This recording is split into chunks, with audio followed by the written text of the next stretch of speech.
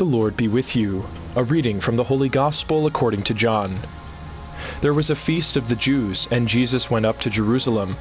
Now there is in Jerusalem at the sheep gate a pool called in Hebrew Bethesda, with 5 porticos. In these lay a large number of ill, blind, lame, and crippled. One man was there who had been ill for 38 years. When Jesus saw him lying there and knew that he had been ill for a long time, he said to him, "Do you want to be well?" The sick man answered him, "Sir, I have no one to put me into the pool when the water is stirred up. While I am on my way, someone else gets down there before me." Jesus said to him, "Rise, take up your mat and walk." Immediately the man became well, took up his mat and walked.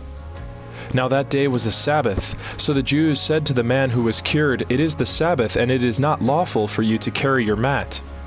He answered them, "The man who made me well told me, 'Take up your mat and walk.'"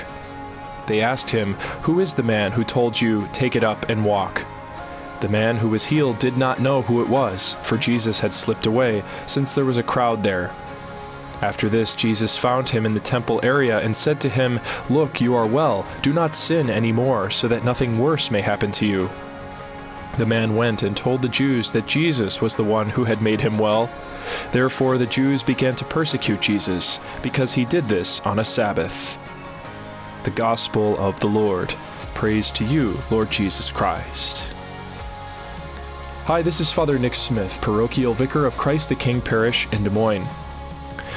All of Jesus' healing ministry is his own initiative. Yes, it requires faith on the part of the one being healed in order to receive Jesus' healing power, but ultimately it is his gracious mercy and favor and love which initiates all the healings.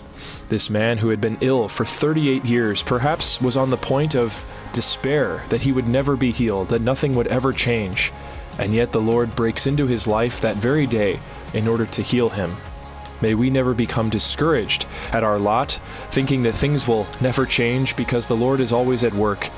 And in his timing, he can break in and change our lot.